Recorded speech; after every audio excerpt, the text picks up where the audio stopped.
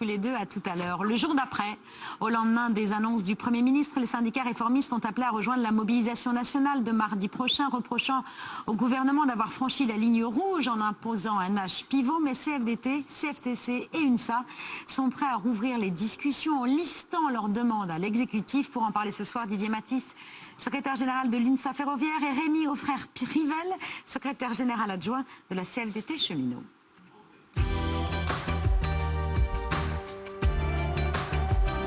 Bonsoir messieurs, bienvenue à tous les deux sur le plateau de C'est à vous. Pardon, excusez-moi. UNSA Ferroviaire, deuxième syndicat représentatif à la SNCF, Rémi Auffrère-Privel, CFDT, quatrième syndicat. La question que tout le monde se pose, que tout le monde entend, il suffit de traverser Paris ou la région parisienne, à pied, sur 2 roues, sur 4 roues, pas en métro parce que c'est pas possible. Ça va durer encore combien de temps? Comme dirait Fernand Reynaud, un certain temps. Pour les moins de 40 ans, ils vont comprendre. En fait, tout dépend du gouvernement. Nous, à l'UNSA Ferroviaire, ça fait 3 mois qu'on a donc donné au gouvernement nos revendications.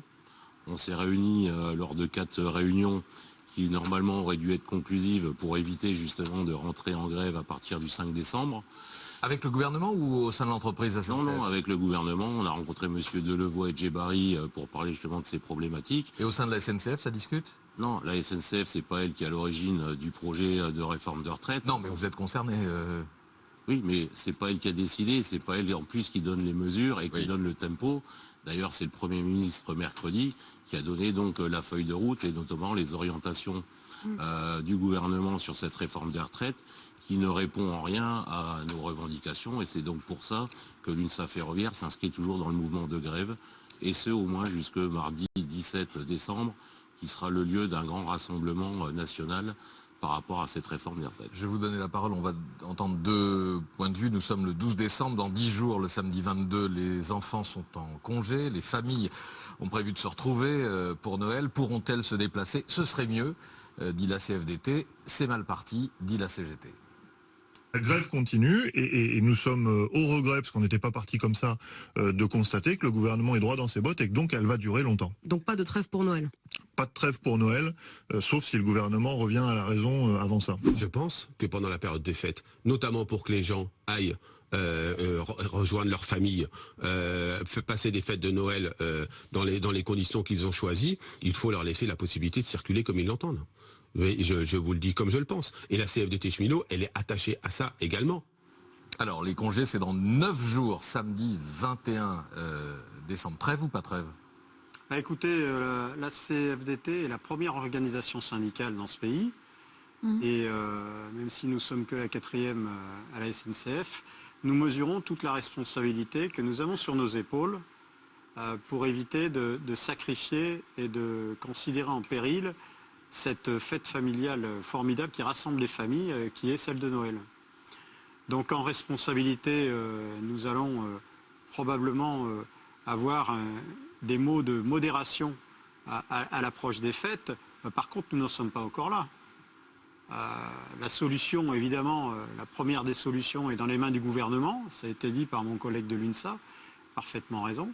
Et donc nous avons toute la maîtrise, évidemment, notre préavis de grève CFDT pour le retirer au cas où le gouvernement comprenne et prenne toute la mesure de la difficulté que nous avons, à la fois salariés en grève aujourd'hui, usagers, voyageurs et citoyens, parce que manifestement la déclaration du Premier ministre apporte plus de confusion qu'elle n'apporte de solution. On va venir au contenu des discussions que vous avez avec le gouvernement, vous pourriez encore avoir avec le gouvernement.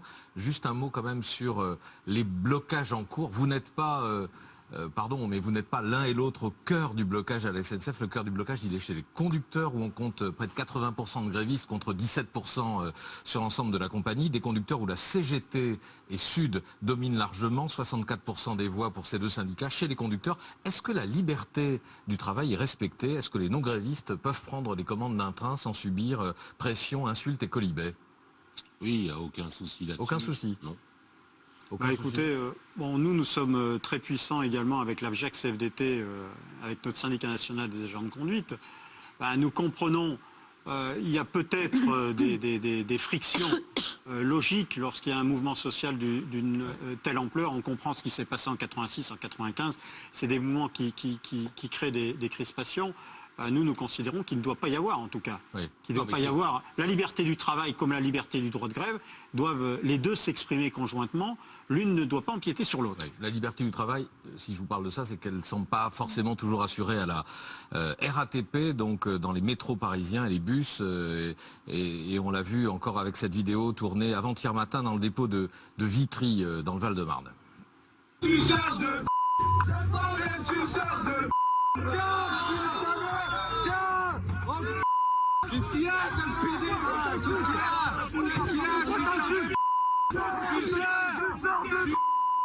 Voilà, c'est un tout petit bout de vidéo, il y a beaucoup d'insultes, on les a bipées et la vidéo est plus longue. On voit ce non-gréviste conducteur de bus qui essaye de prendre les commandes. La RATP a annoncé l'ouverture d'une enquête. C'est acceptable, ça? Non, pas du tout. Non, mais ça aussi, le problème vient également du fait d'essayer de faire pourrir la situation. Les enjeux sont énormes. Là, on est à peu près en moyenne entre 800 et 1000 euros de perte de salaire pour l'ensemble des salariés qui sont dans le conflit depuis le 5 décembre au soir. Et donc forcément, dans une grève, ça a toujours été comme ça. Plus on laisse traîner, plus les tensions sont fortes, plus les salariés perdent de l'argent. Et une fois qu'on a perdu 1000 euros, on ne peut pas reprendre le travail pour rien. Écoutez, là aussi, la responsabilité du gouvernement est immense. Nous, à la CFDT, on ne voulait pas y aller le 5 décembre. Et très franchement, l'agriculture, ce n'est pas dans notre ADN. On a la négociation au cœur et on n'a pas arrêté de discuter. Alors, il y a eu les 4 rencontres avec le ministère et le haut-commissaire aux retraites Jean-Paul Delevoye. Manifestement, on nous a écoutés, mais on ne nous a pas entendus. Et le Premier ministre, lui, dans sa déclaration, il a parlé qu'à une partie des Français. Et finalement, il n'a pas parlé aussi ce qu'il aurait dû faire aux salariés en grève aujourd'hui. Et ça, c'est très dommage, parce qu'il fallait trouver une solution. Et effectivement, il a même, au contraire, rajouté de l'huile bouillante, finalement, Pensez sur réellement que le ça aurait pu sujet. changer les choses, qui s'adressent directement aux agents de la RATP Oui, et de bien la sûr. SNCF? C'est une faute politique. Oui. C'est Alors, une marque disons quoi? d'attention. Il nous a complètement écarté justement de sa déclaration en disant on ne parle pas aux grévistes. Il a tendu la perche à pas mal de Français. Et au niveau des grévistes, où là justement il avait une occasion unique de dire voilà, je suis là en tant que Premier ministre pour rassembler tous les Français, essayer de trouver une issue la plus rapidement possible pour qu'on se sorte de ce bourbier. Il a fait tout l'inverse. Il a dit son respect pour la lutte sociale dès le début de son discours. Il a dit qu'il respectait les luttes sociales. Dans son discours, vous pouvez trouver tout et n'importe quoi. Ça commence par le Conseil national de la résistance et les communistes, et ça finit par une vision particulièrement budgétaire avec, vous les partenaires sociaux, vous devrez décider départ à 64 ans d'ici 2025 ou 2027. Il a déclaré son amour, vous vous rendez compte, au paritarisme, finalement, pour finir par nous donner une définition du tripartisme. Et le tripartisme, ça veut dire qu'à la fin, c'est l'État et le gouvernement qui décident. C'est quand même fort de café. Vous trouvez ce que vous voulez. C'est un gloubi-boulga, comme l'a dit Laurent Berger. C'est du n'importe... C'est confus. C'est confus, c'est pas clair. La preuve, aujourd'hui, j'étais encore sur un plateau avec Julien de Normandie. Il avait du mal à réciter ses éléments de langage. Sur quel Parce qu'ils sujet, ont l'habitude. Mais par sur exemple le même sujet. Oui. L'âge pivot. Il m'a répété. Ce qu'on appelle le pilotage, la gouvernance du système. Oui, pilotage. Il fallait qu'il justifie l'âge pivot. Il fallait qu'il justifie. Parce que paraît-il que c'est à 1h du matin, dans la nuit de lundi à mardi, il paraît que c'est à 1h du matin que le Premier ministre a décidé de rajouter. Il faut quand même que je rajoute pour montrer que... Enfin, il y aura une il n'a pas rigueur. supprimé, puisque l'âge pivot était dans le rapport de Delevoye. Non, mais l'âge pivot à 64 ans, il a décidé de le rajouter parce qu'il fallait montrer qu'on impose une rigueur budgétaire au futur régime systémique, de la réforme systémique. Bon, sauf qu'on ne peut pas dire aux partenaires sociaux, on ne peut pas dire vous allez gérer paritairement patronat-syndicat, ce qui est d'ailleurs un principe fort qu'on revendique tous, enfin en tout cas les syndicats en France, principe, ouais. on en est fiers. Et puis d'un côté, bon, 2025-2027, vous déciderez à 64 ans. Et vous savez ce que ça signifie, 64 ans, c'est pas un hasard. Premièrement, c'est une proposition du MEDEF. Là, je suis désolé. Enfin, franchement, le seul syndicat qui sort satisfait, Enfin, si le MEDEF c'est dit le il MEDEF. fait nuit et qu'il fait nuit... Ah, mais écoutez, non, mais là c'est l'inverse. Ouais. Le MEDEF dit il fait nuit alors qu'il fait jour. Ouais. Donc 64 ans, proposition Oui. du MEDEF. Et Et le deuxième point, Hmm. aujourd'hui, le compte personnel de pénibilité, le maximum que vous pouvez obtenir en bonification, c'est 2 années. Ça veut dire qu'on parle des 62 ans, finalement on revient à 62 ans, on nous dit c'est l'âge d'ouverture des droits en quelque sorte, l'âge où vous pouvez exercer votre retraite c'est 62, mais de facto, il impose le départ à la retraite à 64 ans. On se moque, on est en pleine hypocrisie. Bon, alors justement, sur cet âge d'équilibre des 64 ans qui vous fait Bondir. horreur, il y a une ouverture, un discours d'ouverture dès hier soir. Édouard Philippe a dit ma porte n'est pas fermée. Et puis ce Oui, matin, ça il y a eu rétropédale. ces messages Un peu. relayés par plusieurs responsables de la majorité. On regarde et on vous écoute après.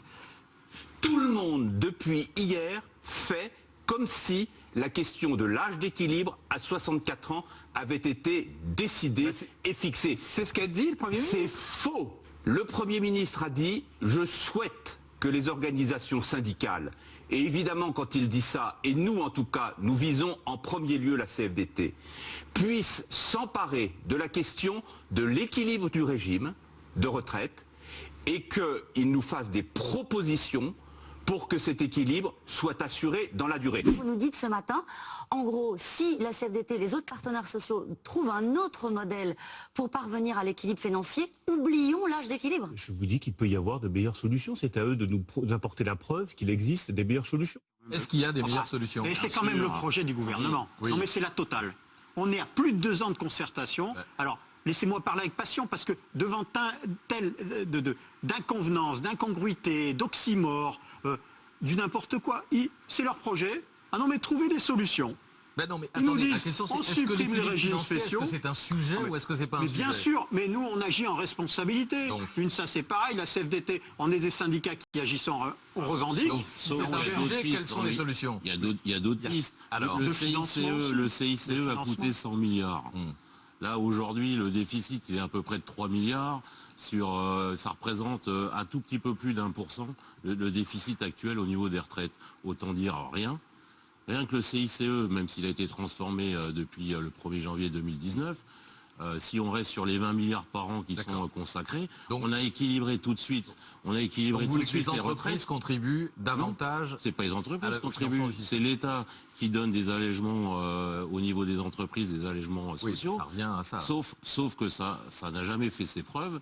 Alors que si on sponsorise les retraites pour que les gens partent plus tôt, D'accord. quand une entreprise a une personne qui part en retraite, cette personne-là, généralement, a un niveau de salaire très fort, vous le remplacez par un jeune, là vous avez une économie réelle et immédiate quand vous faites la substitution, et avec ceci, vous relancez justement l'emploi et vous diminuez le chômage, qui est le plus grand mal qu'on a en Laurent Berger, ce matin, sur RMC BFM, a parlé des cotisations sur lesquelles on pouvait jouer et des réserves des retraites. Moi, j'ai une question aussi pour vous, l'un et l'autre, parce qu'on parle de cet âge pivot des 64 ans, mais vous êtes tous les deux syndicats représentatifs de la SNCF. Est-ce que vous êtes d'accord, l'un et l'autre, pour qu'on mette fin au régime spécial des agents de la C'est SNCF? déjà fait. La loi de juin 2018 Mais alors a mis fin au statut à partir du 1er janvier. Le problème est réglé chez nous. Oui, il est réglé pour les nouveaux entrants. Oui. On ne peut pas faire de rétroactivité. Attendez, on ne peut pas changer un contrat de travail en cours de route, comme on ne peut pas baisser les salaires. Donc Si on vous commence à faire ça, c'est terminé. D'accord, mais pas pour la génération 85 telle que l'a évoqué. Non mais c'est même pas une question de génération. Ah, On va couper court à ça. Oui. En Si on juin veut garder le 2018, statut. le Premier ministre, il a dit que les agents au statut conserveraient le statut. Il l'a dit. Le problème, on a des parlementaires, la majorité présidentielle, on a des ministres qui n'ont pas de mémoire. Alors le problème de ne pas avoir de mémoire au bout de 16 ou 17 mois, c'est vraiment un sujet pour nous clivant. Et donc, quand il y a des ruptures de confiance, et on est là, cette absence de mémoire crée des ruptures de confiance. En l'occurrence, nous, on a revendiqué dès le début, à partir du moment où, en juin 2018, la majorité LRM a décidé l'arrêt du recrutement au statut au 1er janvier 2020, eux, ils ont créé la clause du grand-père. Ils ont créé le régime d'exception, qu'ils l'assument jusqu'au bout. D'extinction. Parce qu'aujourd'hui, d'extinction. Aujourd'hui, ils veulent faire payer sur près de 50 000 cheminots au statut, salariés au statut. Et ils nous demandent, à nous syndicalistes, d'aller voir nos collègues Et de leur cheminots, les expliquer 50 que 000, tous ceux qui et de sont leur nés dire C'est ça. ah non, en vous avez 85, cotisé jusqu'à 22 ans Ça, dans le c'est régime 80 spécial. pour les sédentaires. Jusqu'à 22 ans, si vous êtes né en 85, jusqu'à 22 ans, vous avez cotisé 22 ans au régime spécial. Et non, vous inquiétez pas, ça va être transféré dans le futur régime à points, dont on ne sait pas du tout comment ça va être transféré, justement, parce que c'est quand même des questions essentielles, dont on n'a pas la moindre réponse après plus de 24 mois de dite concertation. Et Je la, sais pas règle si on se rend d'or, compte. et la règle d'or qu'ils mettent toujours en avant sur le point, comme quoi ça ne baissera jamais. Et les garanties. Oui, mais nous, la règle d'or, on l'a connue l'année dernière avec le nouveau pacte ferroviaire et donc la mise en société anonyme qui fait partie aussi de cette loi au 1er janvier. La règle d'or a été instaurée aussi à Réseau pour éviter qu'elle s'endette encore plus qu'elle ne l'est aujourd'hui. Donc aucun projet ne peut être financé aucun projet ne peut être lancé s'il n'a pas été financé. Par 3 fois déjà, ils ont contourné cette règle d'or à Réseau. Et le dernier en date, c'est pour la création du Charles de Gaulle Express, où SNCF Réseau a dû sortir 500 millions d'euros de ses comptes qu'elle n'a pas. Pierre. Vous parlez avec passion. L'un de vos collègues syndicalistes de la RATP, Bertrand Dumont, du syndicat Sud RATP, ne manque pas d'humour. Ce matin, sur BFM, il nous a tous chopés, comme on dit, pendant quelques secondes. Avant de commencer, on aimerait savoir si on pouvait passer un petit message alerte enlèvement. Vous savez, avec la petite sirène derrière, pour M. Delevoye, ça fait quand même 72 heures qu'on ne sait plus où il est. Il aurait été aperçu au fond de la cour de l'Élysée. Vous êtes habillé d'un costard gris avec une cravate bleue. Et donc, si quelqu'un a des nouvelles, on aimerait en avoir sur les piquets de grève. C'est un peu aussi le sujet de conversation. Bon, alors en fait, oui. Non mais là, par rapport à Delevoye, je veux dire, avec les Gilets jaunes, on a eu l'affaire Benalla. Avec la réforme des retraites à points, on a l'affaire Delevoye. En tout cas, on peut toujours dire qu'il a laissé pendant 48 heures ou 72 heures, comme disait votre collègue, il a laissé le devant de la scène au Premier ministre. On verra comment il se partage le boulot dans les heures qui viennent. Mais il y a un certain nombre de gens autour de lui qui ont communiqué. Son cabinet, par exemple, du Haut Commissariat, a indiqué hier qu'il avait remboursé le jour même les rémunérations versées par l'IGS, le groupe de formation professionnelle auquel il collaborait. Les sommes perçues donc depuis son entrée au gouvernement le 3 septembre dernier. Sur 3 mois, Jean-Paul Delevoye a remboursé 16 000 euros. On sait que la Constitution interdit toute activité professionnelle aux membres du gouvernement. Et puis l'entourage de M. Delevoye a dit par ailleurs qu'il va également rembourser toutes les sommes qu'il a pu percevoir depuis sa nomination au poste de haut commissaire à la mi-septembre 2017. Cela va représenter près de 110 000 euros en plus. Durant cette période, je rappelle que le haut commissariat n'était pas partie du gouvernement. M. Delevoye veut donc montrer un signe supplémentaire de tout nettoyer. Est-ce que vous êtes de ceux qui pensent que la polémique est ainsi et sera ainsi éteinte, ou plutôt pensez-vous, comme d'autres, que le haut-commissaire aurait dû purement et simplement... Je vous ai donné la réponse entre l'affaire Benalla et Delevoye. On est exactement à peu près sur les mêmes problématiques. Cette personne-là n'a pas respecté les règles. Il ne devrait plus être à son poste. Alors, deux choses à dire sur Jean-Paul Delevoye. On a eu des échanges assez intéressants. Ce qu'on lui reproche, c'est d'avoir balancé à la presse des préférences personnelles sur les fameuses options avant même que le président de la République et que le gouvernement se positionnent. Ça, ce n'est pas éthique. Et plus crédible. Et puis, deuxièmement, on n'a pas envie de faire une remarque sur ce que vous venez de citer. On ne peut pas imaginer ça, par exemple, en Norvège. Déjà, il n'aurait peut-être jamais été membre du gouvernement ni haut commissaire aux retraites. Merci beaucoup à tous les deux d'être venus ce soir sur le plateau de C'est à vous. Merci Didier Matisse. Vous êtes secrétaire général de l'INSA Ferroviaire et Rémi Auffrère-Privel. Je rappelle que vous êtes le secrétaire général adjoint de la CGT Cheminot. Merci à tous. CFDT Cheminot. CFDT, pardon, Cheminot. CGT, je vous prie de m'excuser. CFDT Cheminot. Vous entendez la différence, je Didier pense. Matisse m'a fait les gros yeux. J'ai bien compris que j'avais dit une grosse bêtise. Fourché.